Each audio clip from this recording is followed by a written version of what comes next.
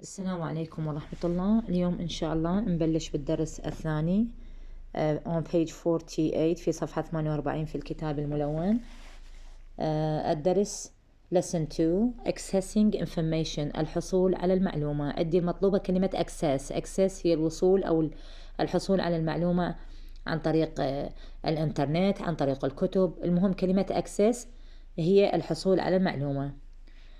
عندي الكلمات المطلوبة هي كلمة reference section قسم المراجع، عندي كلمة library الجمع مالتها libraries، وعندي كلمة انترنت كافيه مقهى الانترنت، وعندي information desk ومكتب المعلومات. هذا خاصة تلقاه بالمطارات information desk.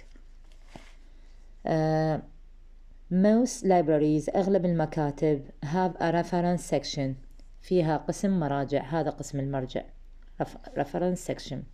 عندنا كلمة library المفرد، libraries الجمع يقلب الواي إلى I وأضيف ES. most libraries have a reference section فيها قسم مراجع. you can't borrow the books in a reference section، لا يمكن أن تستعير الكتب من هذا القسم. ليش؟ لأنه كتب نادرة وقيمة جدا وما بها أكثر من نسخ، يعني كثيرة عليها، تلقاها نسخة نسختين، فلا يمكن أن تخرج خارج المكتبة سوري. you have to use them، عليك أن تستخدمها in the library بالمكتبة نفسها. if you want to know where برلين is، إذا تريد تعرف أين برلين، يعني أين تقع برلين، you can look it up in an atlas، يمكن أن تبحث عن ذلك في الأطلس. هسه احنا مثلا هذا الأطلس كان اسمه الأطلس العراقي، هاي بالثمانينات، هذا أنا درسته بالابتدائية، شوف 1980 من ينطونا إياه للطالب أول الخامس ابتدائي. هذا أطلس خارطات اللي تخص العالم، تخص مصر، تخص العراق، برلين إلى آخره، الأنهار، مصر العربية، ليبيا، العالم، هذا يسمونه خارطة، يسمونه أطلس. إذن الأطلس هو عبارة عن كتاب للخرائط، هذا الأطلس العراقي. إذن كلمة أطلس هو كتاب للخرائط. إذا تريد تبحث عن بلد أين يقع تروح على الأطلس. لكن if you want to learn about صلاح الدين، لو تريد تعرف معلومة عن صلاح الدين ما راح تروح للأطلس، لعد وين تروح؟ you can use an encyclopedia، يمكن أن تستخدم الانسايكلوبيديا. الانسايكلوبيديا هي مجموعة كتاب كلش ضخم، هنا بالتصوير يبين كلش صغير، كلش ضخم. ماما اكو انسايكلوبيديات ارتفاعها تقريبا 1.5 شبر او 2 شبر او 3 الى اخره، 1.5 شبر تقريبا. واكو يسووها اجزاء، مثلا انسايكلوبيديا جزء 1 الثاني الثالث الرابع. اكبر انسايكلوبيديا راح ينتجوها هي قطر، على اساس بال21 تنزل انسايكلوبيديا مال قطر. اذا هاي انسايكلوبيديا عبارة عن كتاب فيه كل المعلومات، أي شيء تريد تبحث. شنو معنى linguistics، ما علم الذرة، ما ينطيك إياها مع الأمثلة مع الصور.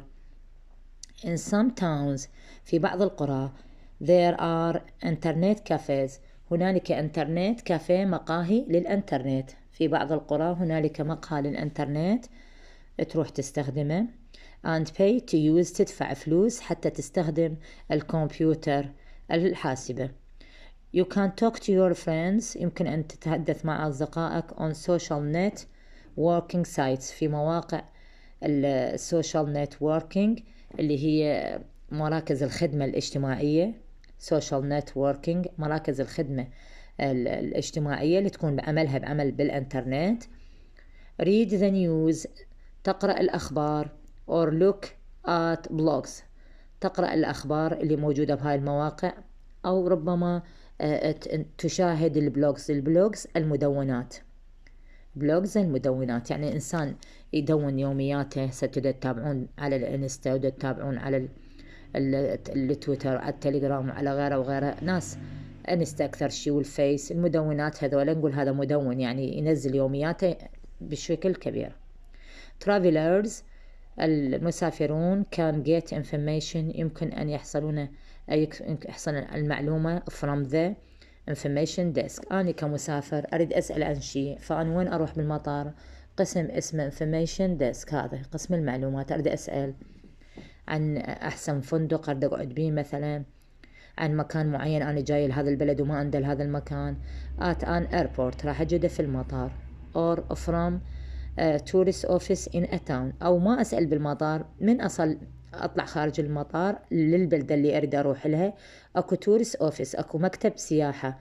هذا يعلمك أو يدليك على الأشياء اللي أنت تريد تسأل عنها. تريد تروح سياحة ويدليك مناطق السياحية، عندك شخص مقيم بذاك المكان وما تندله هو يدليك، تريد تأجر تاكسي للسياحة هو ينطيك العنوان التاكسي، وهكذا. they can find out، بإمكانك أن تكتشف عن الهوتيلز، عن الفنادق، الباصز، الباصات and taxis، وعن التاكسيات كلها من ناخذها من التورست اوفيس. يعني ابو المطار ما راح يقول لك على التاكسيات، هذا ابو المطار اللي هو الانفورميشن ديسك، بس هذا اللي يعني مزيد من التفصيلات تروح على التورست اوفيس.